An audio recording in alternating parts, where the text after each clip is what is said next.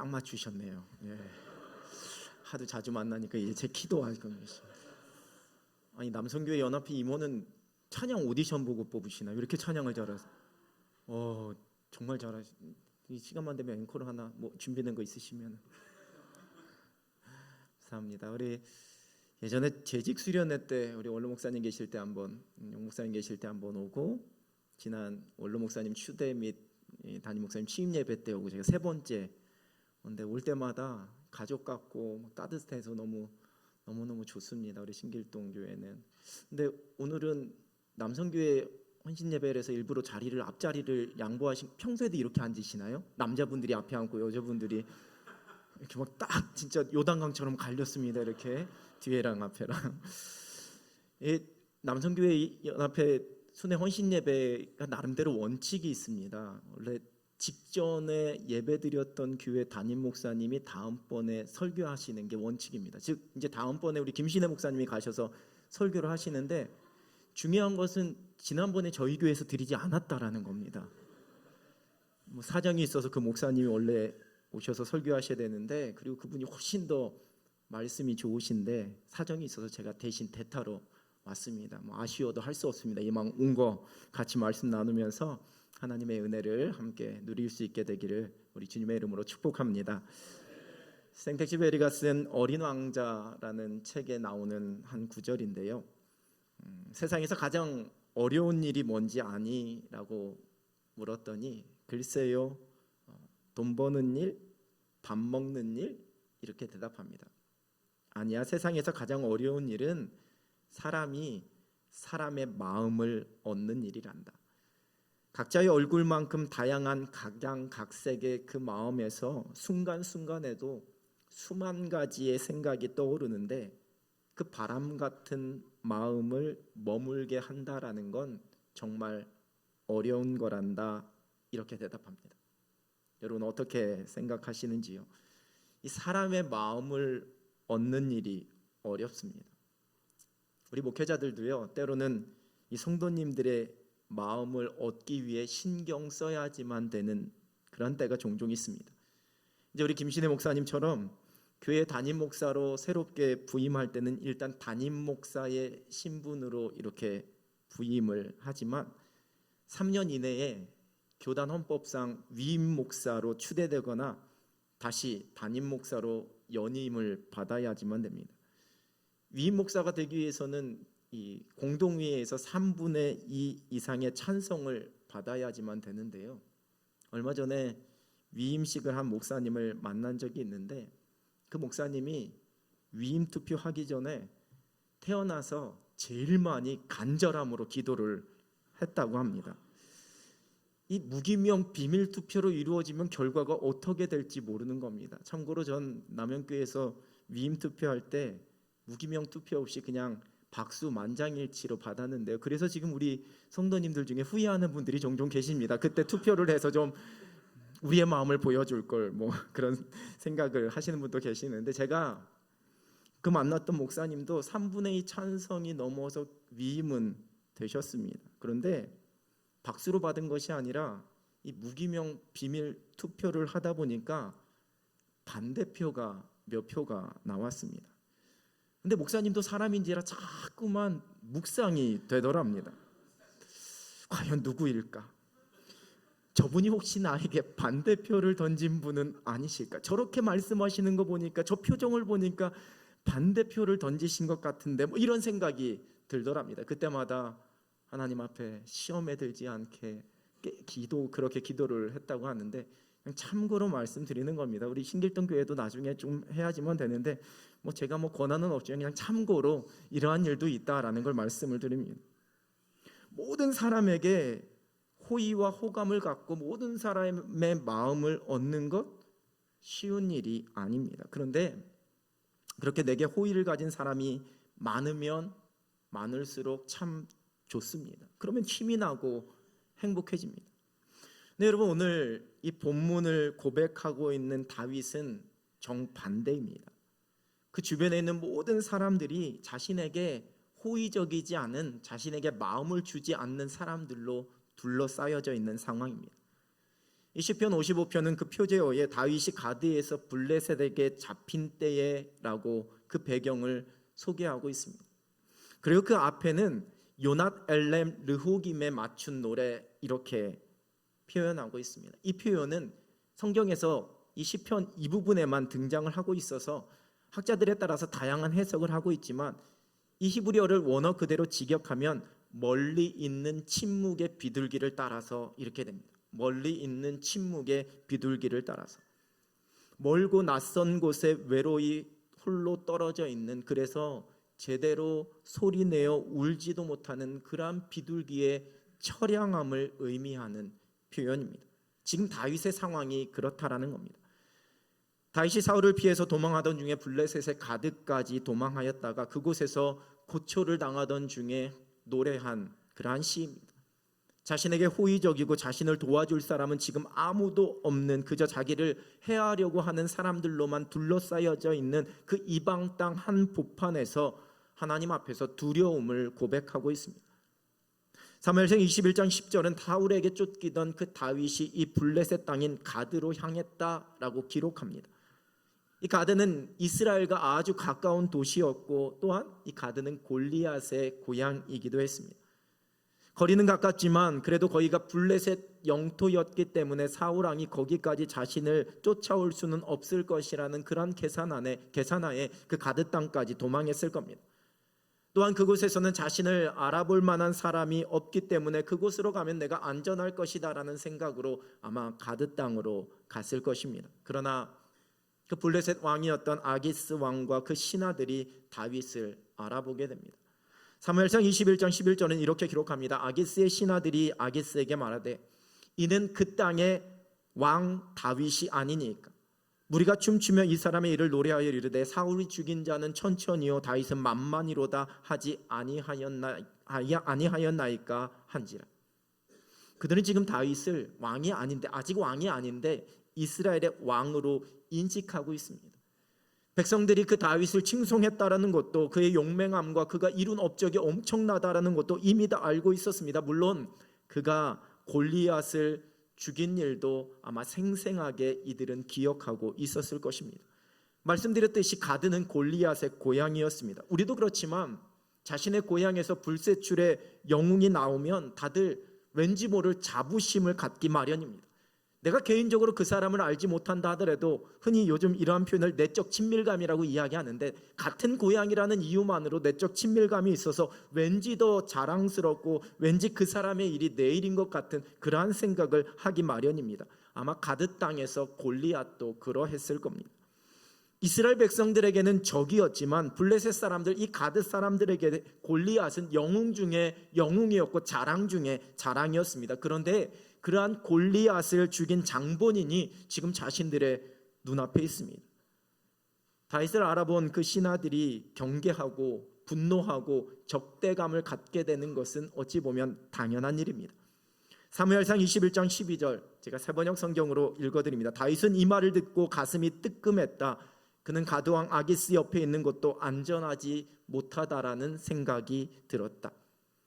자신을 알아보는, 자신의 정체를 알아보는 그 신하들로 인해서 다윗에게 커다란 두려움이 몰려왔습니다. 그래서 그가 택한 방법을 그 바로 다음 절인 13절은 이렇게 기록합니다. 그들 앞에서 그의 행동을 변하여 미친 채 하고 대문짝에 그적거리며 침을 수염에 흘리매. 목숨을 부지하기 위해 그 침을 수염에 질질 흘리면서 대문짝에 그적거리면서 미친 척을 했습니다. 이 모습을 본 아기스 왕과 신하들이 조롱하며 비웃습니다.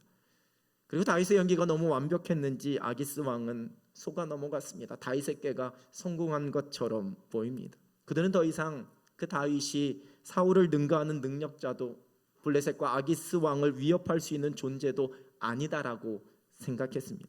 자, 이 말씀, 이 장면 속에서 우리가 이 다윗의 엄청난 지혜에 감탄하면서 하나님 우리에게도 그때마다 이러한 지혜를 주옵소서라고 그렇게 묵상해야 할까요?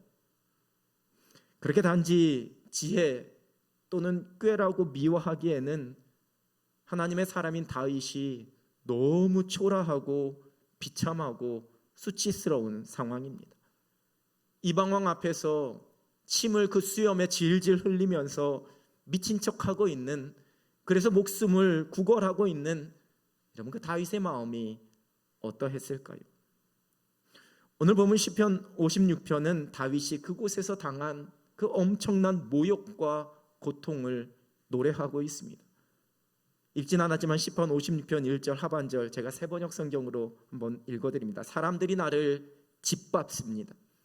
온종일 나를 공격하며 나를 억누릅니다. 5절과 6절을 새번역 성경은 이렇게 번역합니다. 그들은 온종일 나의 말을 책잡습니다. 오로지 나를 해칠 생각에만 골몰합니다. 그들이 함께 모여 숨어서 내 목숨을 노리더니 이제는 나의 걸음을 지켜보고 있습니다. 지금 자신의 주변에 온통 자신을 적대하는 사람들 뿐입니다. 그리고 이제 이러한 상황 속에서 믿음의 사람이었던 이 다윗이 자신의 그 모든 마음, 자신의 그 모든 믿음을 하나님 앞에 노래하며 선포하고 있습니다. 시편 56편 3절과 4절입니다. 내가 두려워하는 날에는 내가 주를 의지하리이다. 내가 하나님을 의지하고 그 말씀을 찬송하올지라. 내가 하나님을 의지하였은즉 두려워하지 아니하리니 혈육을 가진 사람이 내게 어찌하리이까. 내 편이 아무도 없는 그 상황 속에서 나는 오직 주님만 의지한다라고 고백하고 있습니다. 그리고 내가 하나님을 의지하기에 내가 두려움이 없다라고 그렇게 말합니다. 하나님을 의지하는 나를 감히 어찌하겠냐고, 그 하나님의 손을 붙잡고 있는 그 나를 그 어느 누가 감히 건드릴 수 있겠냐라고 담대히 선포합니다. 자신이 처한 상황에 관계없이 하나님만을 전적으로 의지하는 그 믿음을 하나님 앞에 고백하고 있습니다. 이러한 믿음을 소유할 수 있는, 이러한 믿음으로 늘 승리할 수 있는 여러분 되시길 우리 주님의 이름으로 축원합니다. 여러분, 그런데 이러한 믿음에 대한 근거가 우리 속에 확실해야지만 됩니다. 오늘 본문 9절입니다. 내가 아뢰는 날에 내 원수들이 물러가리니 이것으로 하나님이 내 편이심을 내가 아나이다. 지금 자신을 둘러싸고 자신을 위협하고 자신을 조롱하고 자신을 억울하게 만들고 자신을 모욕하고 있는 사람들은 다 나를 넘어뜨리고 나를 해치려는 원수요 적입니다. 그러나 괜찮습니다. 하나님이 내 편이 되시기 때문입니다. 내가 그것을 알고 있기에 두려워하지 않습니다. 오직 내 편이신 하나님만을 내가 의지합니다. 하나님이 내 편이시니 누가 나를 어찌할 수 있겠습니까? 선포하고 있습니다. 하나님이 내 편이심을 내가 아나이다. 살면서 내 편이 많으면 많을수록 참 좋습니다. 사람들이 흔히 하는 말이 남편은 남의 편의 준말이다, 이렇게들 이야기하죠. 그 남의 편인 남편도 때로는 내 편이 되면 가끔은 좋을 때가 있을지도 모르겠습니다. 전 딸만 둘인데요, 이제 대학교 2학년, 고등학교 3학년입니다. 얼마 전 저희 둘째 딸에게 모든 부모님들이 가끔 그 자녀들에게 물어보는 진부한 질문, 너 엄마 편이야 아빠 편이야를 물은 적이 있습니다. 어렸을 적에는 이렇게 물어보면 막 당황하면서 이쪽 눈치도 보고 저쪽 눈치도 보고 그래서 재밌어서 물었었는데 오래간만에 그게 생각이 나서 물었습니다. 근데 요즘은 별로 다 커서 이제 당황하지도 않습니다. 물었습니다. 넌 누구 편이야? 엄마야 아빠야? 그랬더니 나는 언니 편이야, 이렇게 대답합니다. 이미지 설계, 이미지 관리 전문가로 불리면서 커뮤니케이션 분야의 대표적인 강사로 활동하고 있는 이종선 씨가 지은 멀리 가려면 함께 가라라는 책이 있습니다. 멀리 가려면 함께 가라. 그 책은 일종의 사람을 얻는 법을 몇 가지 써놓은 책입니다. 이 책의 5장의 제목이 세상을 내 편으로 만드는 삶의 기술입니다. 세상을 내 편으로 만드는 삶의 기술. 그러면서 저자는 10가지의 방법을 소개하고 있습니다. 예를 들면 10분을 말하려면 상대방의 말을 50분 동안 들어라. 세상에 진정한 최선을 다하라. 이런 방법을 소개하면서 여러분, 네 번째가 나를 기꺼이 응원해 줄 사람들을 가까이 하라입니다. 나를 기꺼이 응원해 줄 사람들을 가까이 하라. 내 주변의 모든 사람들을 나에게 우호적으로 만들 수 없다는 겁니다. 그렇게 모든 사람들을 나의 가까운 편으로 만들기 위해서 에너지를 쏟을 수 없기에 나와 마음을 같이 하고 나와 생각을 같이 해줄 수 있는 사람. 책에서는 주파수가 같아서 같은 소리 함께 소리를 낸다는 공명이라는 표현을 쓰고 있는데요. 그렇게 나와 같은 소리를 내줄 공명할 사람들에게 나의 시간과 내 마음을 쏟는 것이 현명하다라고 쓰고 있습니다. 나를 기꺼이 응원해 줄 사람을 가까이 하라. 여러분, 세상에서 나를 기꺼이 응원해 주는 사람이 바로 내 편입니다.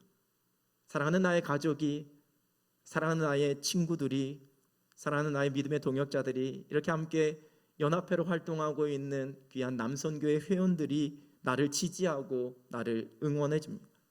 여러분, 그런데 영원할 수는 없습니다. 그러나 저와 여러분에게는 영원토록 변하지 않는 약속이 있습니다. 전능하신 하나님이 내 편이 되어 주십니다. 다윗은 내 편이신 그 하나님이 나를 긍휼히 여겨 주시는 분이다라고 노래하고 있습니다. 오늘 본문 1절은요, 하나님이여 내게 은혜를 베푸소서, 이렇게 시작하고 있습니다.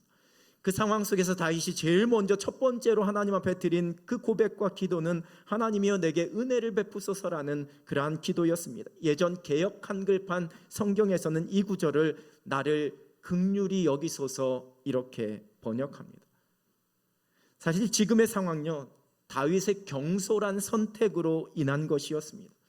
그저 지금 사울 왕에게 쫓기는 다급한 마음에 내가 블레셋에 가면 안전하겠지라는 짧은 생각에 하나님 앞에 기도하면서 하나님 어떻게 내가 해야 됩니까? 묻지도 않고 그 인도하심을 구하지도 않고 스스로 행한 아주 경솔한 선택이었습니다. 다윗의 행적을 기록하는 이 사무엘상에는 다윗이 여호와께 묻자와 이르되, 이 표현이 거듭거듭 반복해서 기록하고 있습니다. 자신의 걸음, 자신의 행할 일을 하나님께 물었다는 그런 다윗의 모습을 기록하고 있는 겁니다. 그런데 이 유독 이 블레셋 땅으로 가는 일에는 그 구절이 기록되고 있지 않습니다. 그렇게 하지 않았다라는 겁니다. 다윗은 여러분 장차 이스라엘의 왕이 될 사람이었습니다. 하나님께서 택하시고 기름 부은 사람이었습니다. 그러한 다윗이 자신이 다스려야지만 되는 그 땅을 벗어나서 적국인 블레셋으로 도망간다는 것, 이건 있을 수가 없는 일이었습니다. 그러나 이것이 다윗의 연약함과 잘못된 선택, 실수로 말미암아 일어난 일이었지만 하나님께서는 그것을 책망하지 않으십니다. 있는 모습 그대로 받아주십니다. 약속의 땅으로 갔던 아브라함에게 기근이 찾아오자 아브라함은 애굽 땅으로 내려갔습니다. 하나님께서 원하시는 모습, 하나님께서 인도하시고 하나님께서 말씀하시고 하나님께서 지시해 주신 그러한 길도 그러한 땅도 아니었습니다. 그런데 아브라함이 하나님께서 약속하신 땅에 갔더니 기근이 일어나게 되니까 하나님께 묻지도 않고 애굽으로 내려간 겁니다. 지시한 땅에 가서 그곳에서 펼쳐지는 일이 기근이든지 풍년이든지 가뭄이든지 홍수든지 그냥 거기에서 버티고 하나님의 또 다른 부르심과 그 명령을 기다렸어야지만 되는데, 아브라함이 하나님께 묻지 않고 내려간 곳에서, 그 애굽에서 아브라함은 아내를 빼앗길 뻔한 위기도 경험하게 됩니다. 하지만 하나님께서 그 상황 가운데 간섭하십니다. 결국 그 아내도 빼앗기지 않고 더 많은 재산을 얻어 다시 하나님께서 지시한 땅으로 돌아오게 되었습니다. 그 모든 실수를 용납해 주시고 있는 모습 그대로 다 받아주시는 그러한 긍휼히 여기시는 하나님의 은혜입니다. 내 편이 되어주시는 하나님께서는 우리의 있는 모습 그대로를 받아주시고 우리를 긍휼히 여기십니다. 나의 실수와 나의 넘어짐을 책망하지 않으시고 그 모든 것을 용납해 주시면서 그 속에서 또 다른 하나님의 선한 뜻을 이루어 가십니다. 그래서 우리가 조금 부족해도, 우리가 조금 연약해도 괜찮습니다. 때로는 실수해도 괜찮습니다. 때로는 죄의 유혹에 빠져서 넘어지고 세상의 것에 우리의 마음을 빼앗길 때도 있습니다. 그래도 우리가 하나님께로 우리의 마음, 하나님께로 우리의 눈을 다시 돌리게 될 때 하나님께서 우리를 사랑하시고 우리를 용서하시고 우리를 긍휼히 여겨주십니다. 실패하고 넘어진 상황 속에서, 어려움과 위기에 내몰려져 있는 상황 속에서, 억울한 상황 속에서 내가 다시 하나님만을 의지하는 그 믿음으로 가지고 주님 앞에 나아가면 하나님께서 연약한 우리를 긍휼히 여기시고 우리의 편이 되어 주십니다.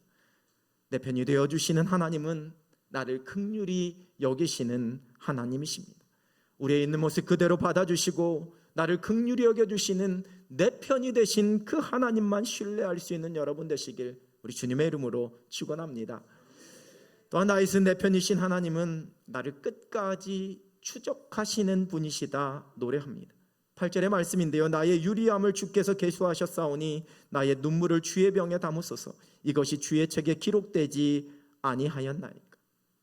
세번역 성경은 나의 방황을 주님께서 헤아리시고 이렇게 번역합니다. 내 편이 아니면 여러분 어떻게 되든지 어느 길로 가든지 내가 신경 쓸 필요가 없습니다. 그가 방황을 하든 유리를 하든 엉뚱한 길로 가든 잘못된 길로 가든 그냥 내가 신경 쓰지 않고 그냥 내버려 두면 됩니다. 왜냐하면 내 편이 아니기 때문입니다. 상관없기 때문입니다. 그런데 내 편이 그렇게 하면 포기하지 않고 계속 쫓아갑니다. 설득도 하고 권면도 합니다. 다시 바른 길로 그렇게 걸어갈 수 있도록 마음을 쓰고 도와줍니다. 왜냐하면 내 편이기 때문입니다. 블레셋 땅으로 숨어버린 다윗, 그러다가 이방왕 앞에서 미친 척하고 있는 초라한 다윗을 하나님께서 끝까지 추적하셨습니다. 그의 그 유리함을 하나님께서 계수하셨습니다. 그의 방황을 하나님께서 헤아리셨습니다. 끝까지 그를 추적하셔서 찾아내시고서는 이제 하나님께서 다윗을 위하여서 일하기 시작하십니다. 그를 다시 유다 땅으로 돌아오게 하십니다. 그냥 그곳에서 블레셋 땅에서 실패하고 끝나게 하지 않으셨다라는 겁니다. 내 편이신 하나님께서 우리의 인생의 모든 길에서 우리를 추적하십니다. 때로는 우리가 방황하고 유리하는 순간에도, 하나님 앞에서 숨으려는 어리석은 순간에도, 힘겨운 일들로 인해 낙심하고 주저앉아 있는 순간에도, 고통스러운 삶의 문제 앞에 울고 있는 순간에도, 아니 그 반대로 감사하고 기쁜 일로 마음껏 웃고 있는 그 순간에도, 내가 형통한 날에도 곤고한 날에도 하나님께서 우리를 추적하십니다. 내가 어느 곳에 가는지 하나님께서 반드시 찾아내셔서 우리로 하여금 하나님께서 예비하신 그 길로, 정하신 그 길로 가게 하십니다. 왜냐하면 하나님이 내 편이 되시기 때문입니다. 이제 다윗은 내 편이신 하나님께서 마침내 나에게 승리를 주실 것을 확신하며 노래합니다. 본문 13절인데요, 주께서 내 생명을 사망에서 건지셨음이라. 주께서 나로 하나님 앞 생명의 빛에 다니게 하시려고 실족하지 아니하게 하지 아니하셨나이까. 지금 비록 내가 미친 척하며 겨우겨우 내 목숨을 구걸하는 초라한 신세, 온통 적들에 둘러싸여서 그렇게 앉아있는 패배한 장수와 같은 모습이지만, 결코 하나님께서 실족하지 않게 하시고 그 사망의 자리에서 건져내셔서 생명의 빛에 다니게 하실 것이다 라고 고백하고 있습니다. 출중한 실력을 가진 사람과 같은 편이면 절대로 패배하지 않습니다. 아니, 지고 싶어도 질 수가 없습니다. 하나님이 내 편이 되어주시는 믿음의 사람들은 세상에서 결코 실패할 수 없는 사람들입니다. 영원한 생명, 그 승리가 이미 보장된 사람들, 비록 삶의 자리에서 때로는 우겨쌈도 당하고 거꾸로 뜨림을 당하는 것도 같지만 결코 쌓일 수도 없고 망할 수도 없고 무너질 수도 없는 사람들, 그 사람들이 곧 하나님이 내 편이심을 고백하는 믿음의 사람들입니다. 우리는 마침내 모든 것에서 승리하고 생명의 빛에 다닐 사람들입니다. 하나님이 내 편이 되시기 때문입니다. 시편 118편 6절 7절입니다. 여호와는 내 편이시라. 내가 두려워하지 아니하리니 사람이 내게 어찌할까. 여호와께서 내 편이 되사 나를 돕는 자들 중에 계시니 그러므로 나를 미워하는 자들에게 보응하시는 것을 내가 보리로다. 어떠한 일 앞에서도, 어떠한 억울한 일 앞에서도, 어떠한 절망스러운 일 앞에서도 우리가 낙심하거나 두려워하지 않습니다. 하나님께서 내 편이 되셔서 나를 돕고 계시기 때문입니다. 하나님께서 그 모든 것을 선악간에 판단하시고 보응하실 것이기 때문입니다. 하나님이 내 편이심을 내가 아나이다. 우리가 평생 붙잡고 살아가야지만 되는 믿음의 고백입니다. 우리 하나님께서 늘 주의 일에 헌신하며 하나님 기뻐하시는 일에 충성하는 우리 서울 관악로의 남선교회 모든 분들의 편이 되어서 하나님께서 친히 함께해 주고 계십니다. 여러분의 가정에서, 여러분의 삶의 터전에서, 여러분의 직장에서, 여러분이 섬기는 교회에서 함께 모여 이 귀한 사역을 감당하는 그 모든 사역의 터전에서 하나님께서 친히 여러분의 편이 되어 주셔서 여러분을 도와주시고 여러분을 승리케 해 주실 줄로 믿습니다. 우리 하나님께서 이 아름다운 신길동 교회에서 행복하게 신앙생활하고 있는 우리 모든 성도님들의 든든한 편이 되어 주십니다. 하나님께서 여러분 편이십니다. 하나님께서 신길동 교회 편이십니다.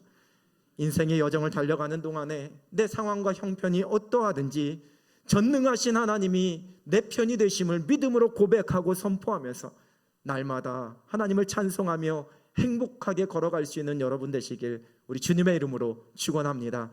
기도하겠습니다. 하나님 아버지 감사합니다. 주께서 우리 서울 관악로의 남선교회 연합회를 세워주시고 하나님의 거룩한 일 날마다 감당하며 주님 앞에 영광 돌리고 주님 맡겨주신 사명 감당하며 주의 마음을 시원케 드리는 일을 헌신하게 하여 주시니 하나님 감사합니다. 언제 어느 때든지 하나님께서 내 편이 되심을 믿음으로 고백하며 헌신의 자리에서도 땀 흘림의 자리에서도 삶의 자리에서도 날마다 주님과 함께 더 힘있게 걸어갈 수 있는 모든 분들 되도록 우리 주님 축복하여 주시옵소서. 함께 모여 예배하고 함께 모여 헌신하고 함께 모여 선교 사역을 감당하고 함께 모여 교제할 때마다 하나님 영광 받아주시고 내 편이신 하나님으로 인해 함께 더 하나님 앞에 뜨겁게 찬송하며 영광 돌리는 귀한 연합회가 되게 하여 주시옵소서. 하나님 주께서 사랑하시는 이 신길동 교회 위에 주께서 은혜와 복을 더하여 주셔서 지금까지 주의 은혜로 부흥케 하셨사오니 앞으로 펼쳐질 모든 일들이 하나님의 영광이 되어지고 하나님의 기쁨이 되어지는 행복한 일들, 부흥되는 일들만 넘쳐나는 귀한 교회가 되게 하여 주시옵소서.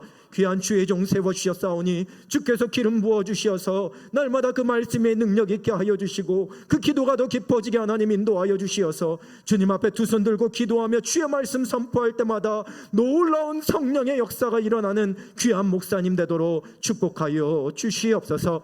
목사님과 함께 행복한 신앙생활하는 이 귀한 신길동 교회가 되게 하나님 인도하여 주시고 앞으로 경험할 영광이 이전의 영광보다 훨씬 더 크다라는 믿음의 소망 가지고 행복하게 세워져 갈 수 있도록 주님 인도하여 주시옵소서. 우리의 평생의 삶에 내 편이 되어주시는 하나님으로 인해 우리가 날마다 찬송하며 살아가겠사오니 하나님 우리의 믿음을, 우리의 마음을, 우리의 삶을 붙잡아 주시옵소서. 예수 그리스도의 이름으로 기도드립니다. 아멘.